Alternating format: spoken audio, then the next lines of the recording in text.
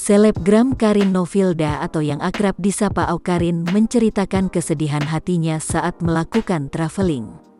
Awkarin yang kerap melakukan traveling pada wisata lokal tidak jarang merasa sedih. Hal ini dikarenakan banyak warga lokal yang bergantung pada tempat wisata terdampak pandemi COVID-19.